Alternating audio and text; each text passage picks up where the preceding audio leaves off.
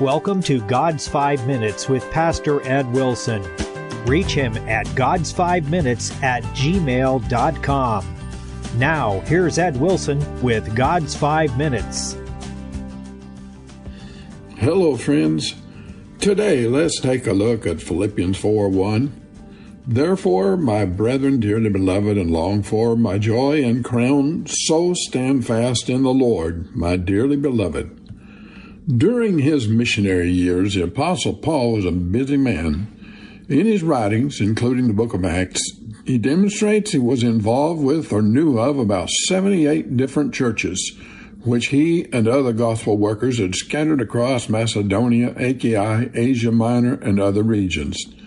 You think he had favorites? He was, after all, as human as any of us, and he certainly had shared experiences with some of them of the sort that make close bonds. If he did, surely we could excuse him if the Philippians were near the top of the list.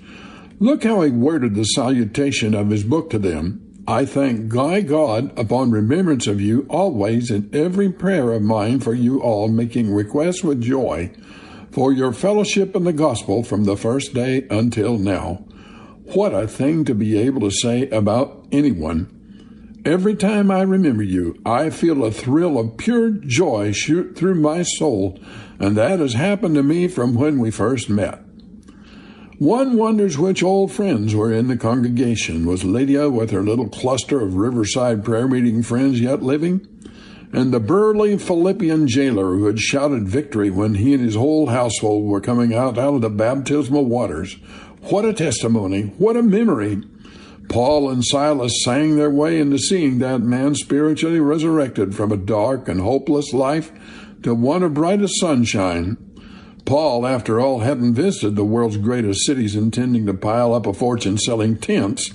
He had gone with a simple yet most noble aim of winning souls, and this congregation was evidence of God's approval on his labors.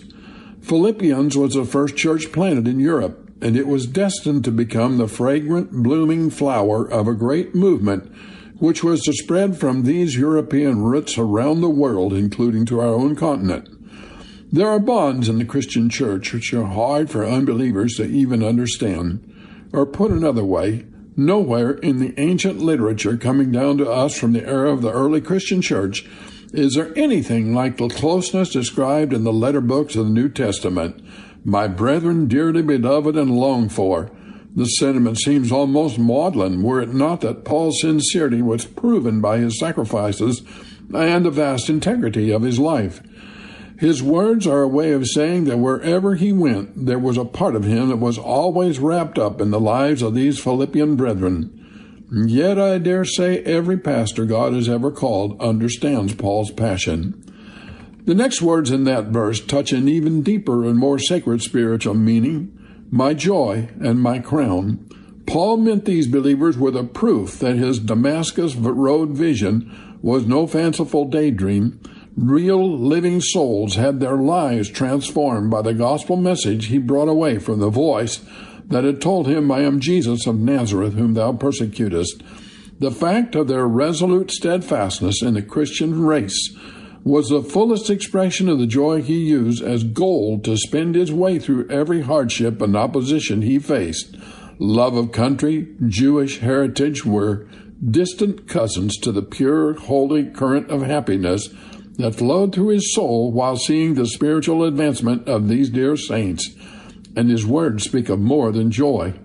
Paul called the Philippian saints the fulfillment of the promise that yet lay before him. That thought carries with it the concept of the great judgment day and opens up to us a solemn element, which is just as relevant among God's church today.